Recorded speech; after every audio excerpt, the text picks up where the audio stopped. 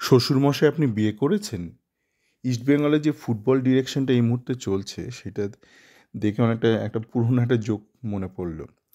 তো সেটি নিয়ে বলার পূর্বে বলি যে গতকালের যে নিতু একটা উল্টোপাল্টা মন্তব্য করেছিল যেটার পরিপ্রেক্ষিতে আজ সকালে আমি একটা অডিও করলাম।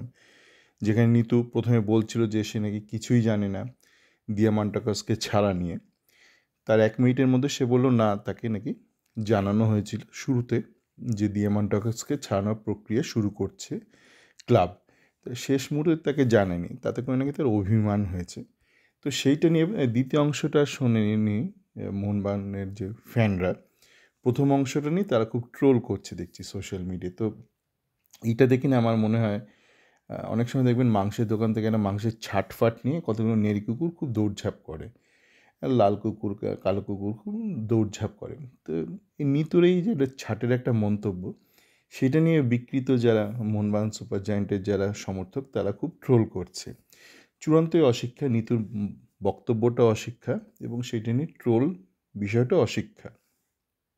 কেননা নিতু মাঝে মধ্যে ভুলে যায় ও ঠিক কী রোলে আছে। একজন ফুটবল ডিরেক্টর একটা কোম্পানিতে একটা উঁচু পদ, হয়তো বুঝতে পারছি না ডিরেক্টরটা কি, হয়তো নিজেকে দারোয়ান-ঠারোয়ান এরকম কিছু একটা ভাবছে, চাপরাশি ভাবছে।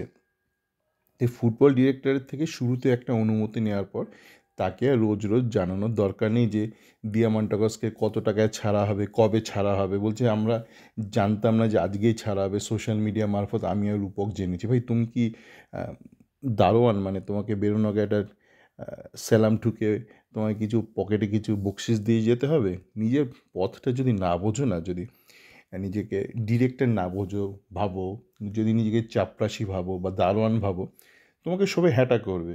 তোমার ইস্টবেঙ্গল ফ্যান ক্লাবরা খিস্তি মারবে আর মোহনবাগানের লোকরা তোমাকে নিয়ে ট্রোল করবে এই ধরনের কথাবার্তা যদি বলতে থাকো। একটু নিজের জায়গাটা একটু নিজের পজিশনটা একটু বোঝার চেষ্টা করো। জানি ভাগ্যক্রমে বসে গেছে অনেক সময়, বসে যায় অনেক সময়।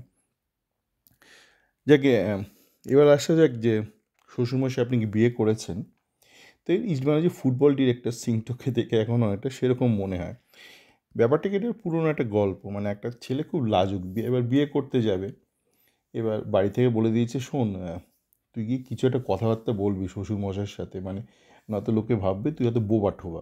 তো গেছে এবার গ্রামে বিয়ে করতে গিয়ে শ্বশুরমশাই বসেছে, বলছে এসো বাছা এসো বসে বসো, বসেছে। এবার বলছে এবার এটা মুখস্থ করে গেছে একটা প্রশ্ন, বলছে শ্বশুরমশাই আপনি কি বিয়ে করেছেন? তো ডিরেক্টর আমাদের যে সিংটো, তারও ওরকম কাণ্ড, তাকে দায়িত্ব দেওয়া হয়েছে কিছু প্লেয়ার চয়ন করার জন্য। এবার ছাট ফাট যা পেরেছে সে তুলে নিয়ে এসে। তো এইটা নিয়ে আমার আগের অডিও কমেন্টে একটা ইউটিউবে দেখলাম একটা ইস্টবেঙ্গল ফ্যান বেশ ভালো একটা বড় একটা মন্তব্য লিখেছে, বেশ ডিটেলে লিখেছে, বেশ গুছিয়ে লিখেছে, সুন্দর করে লিখেছে। সেটা আমি আমার চ্যাট ফোরামেও শেয়ার করেছি ও পুরো কমেন্টটা। দেখুন, ফুটবল ডিরেক্টর দায়িত্ব হচ্ছে ভালো প্লেয়ার চয়ন করা। এবার যদি না থাকে সে কি ছাটের মাল নিয়ে চলে আসবে? যেমন ওই মাংসের দোকান থেকে যে ছাট মাংস নিয়ে নেড়ি কুকুররা কাড়াকাড়ি করে, সিংটো সেই জিনিসটাই করছে। রামসাঙ্গা, তো এডমান, আপনারা প্রথমে অনেকেই ভাবছিলেন যে এডমান কলকাতা ফুটবল লিগে কেন খেলতে পারছে না। কেউ কেউ অনেকে বলছিল, অনেক ইস্টবেঙ্গল ফ্যান, যে এডমান নাকি মোটিভেশন পাচ্ছে না। দিনের পর দিন নাকি সে মোটিভেশন পাচ্ছে না, কিন্তু একই ম্যাচে যখন এডমান্ড আর সায়ন ব্যানার্জি একসাথে খেলছে আমরা দেখছি সায়ন ব্যানার্জি ছাপিয়ে যাচ্ছে এডমান্ডকে, বারংবার, একবার না বারবার ছাপাচ্ছে।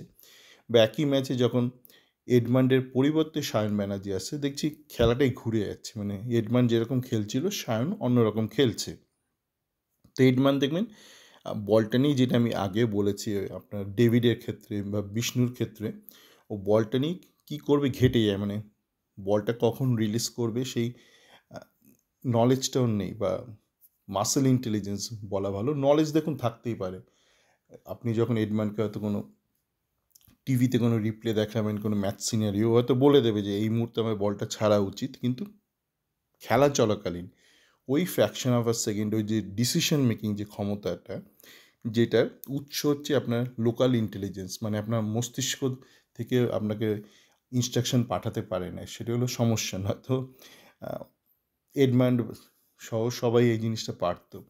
কেন আপনার মস্তিষ্কে আপনি বারবার হয়তো জিনিসটা প্রশিক্ষণ নিচ্ছেন যে এই পরিস্থিতিতে এই করব, পাস দেবো কি পাস দেবো না, কিন্তু আপনি যখন খেলছেন সবুজ মাঠে ওই ফ্র্যাকশন অফ আ সেকেন্ডে আপনার মস্তিষ্ক থেকে কিন্তু প্রসেস হতে পারে না ইনফরমেশনটা, বা যে ডিসিশনটা মাথা থেকে আসে না। আপনার লোকাল মাসেল ইন্টেলিজেন্স যেটা ডেভেলপ করতে গেলে প্রচুর অনুশীলন দরকার, দিনের পর দিন। ওই জন্য বলে প্রচুর গেম টাইম দরকার, ওই জন্য বলে যে খুব ছোটো থেকে খেলা শেখা দরকার। কেন? একটাই কারণ, এই টাইম আপনি কতটা সময় দিচ্ছেন। না তো ওই 25 বছর বয়সে খেলা শুরু করবেন, 28-29 গিয়ে শিখবেন, যেটা সুনীল ছেত্রীর ক্ষেত্রে হয়েছে। তো এডমান্ডের ক্ষেত্রেও ওরকম একটা সমস্যা রয়েছে। তো এডমান্ডকে নিয়ে এসছে, অনেক ট্রান্সফার ফি দিয়ে নিয়ে এসছে। মার্তান্ডকে নিয়ে এসছে। মার্তান্ড যে খারাপ আমরা অনেকেই আই লিগের যতগুলো হাইলাইটস দেখেছি সেটা দেখেই বোঝা গেছে। তবে রামসাঙ্গাকে নিয়ে এসছে, পা থেকে বল ছিটকে যায়, একটু জোরে যদি পাস দেন। কলকাতা ফুটবল লিগে, এবং এই কথাবার্তাগুলো কিন্তু এখন অনেক সংবাদ মাধ্যমে লেখালেখি শুরু হয়েছে। আমি আমার চ্যাট ফর্মে হয়তো শুরুর দিকে আলোচনা করেছি, একটু আগ বাড়িয়েই হয়তো আলোচনা করেছি অ্যাডভান্সে, কিন্তু এখন দেখবেন অনেকেই এই বিষয়গুলো আলোচনা করছে। তো আপনার কাছে যদি প্লেয়ার নাই থাকে, না বলতে শিখুন। মানে আপনি বাজার সর্দার হয়েছেন বলে বাজার থেকে গিয়ে কিছু পচা মাছ তুলে আনবেন, বলবেন না বাজারে মাছ নেই, আপনার হাতে যে মাছগুলো আছে সেগুলোই ভালো।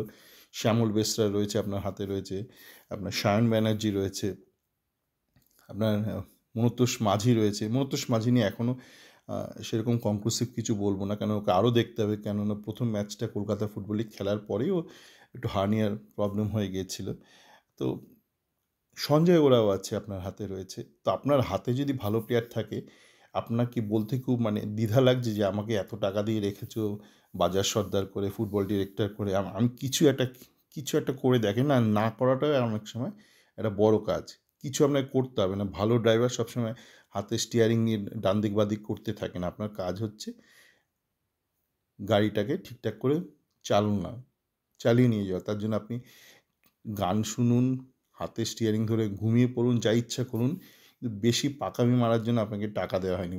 আপনি শুধু পাকামিটাই মারছেন না, আপনি ফুটবল ডিরেক্টর হিসেবে আপনি কিন্তু উল্টোপাল্টা অর্থ অপচয় করছেন, উল্টোপাল্টা প্লেয়ার নিয়ে এসছেন। এবং উল্টোপাল্টা প্লেয়ার আনা মানে আপনি যে শুধু অর্থ অপচয় করছেন তা নয়, তার সাথে সাথে এই খাজা মালদেরকে আড়াল করার জন্য আপনি যোগ্য ব্যক্তি তন্ময় দাস, শ্যামল বেসরা, সঞ্জয় ওরাও, শায়ন ব্যানার্জি, এদেরকে কিন্তু সুযোগটা করে দিতে পারছেন না সিনিয়র লেভেলে।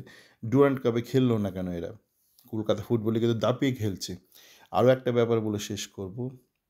এই যে অনেকেই বলেছিল যে সান অফ দ্য সয়েল কোটা কেন করলো Arup Biswas, son of the soil কোটা যদি না করতো আজকে কিন্তু শ্যামল বেসরা, শায়ন ব্যানার্জি এরা নিয়মিত নিজেদেরকে প্রমাণ করার সুযোগটাই পেত না কলকাতা ফুটবল লিগে। সেই কেরালার খাজামালদেরকে কিন্তু আমরা রোজ রোজ দেখতাম। সুতরাং এই ব্যাপারে কিন্তু বলতে হবে যে এই জন্য উনি স্পোর্টস মিনিস্টার হয়েছেন। আর আপনি লুজ ছাটের কথাবার্তা বলছেন, আপনি নিতুবাবু, আপনি ছাটের কথাবার্তা বলছেন। আপনার ছাটগুলো নিয়ে কিছু ওই নেড়ি কুকুর, ওই মোহনবাগান সুপার জায়েন্টের কিছু ফ্যান সেটা নিয়ে কাড়াকাড়ি করছে, ট্রোল করছে সোশ্যাল মিডিয়া, এইসবই হচ্ছে। সকলে ভালো থাকবেন।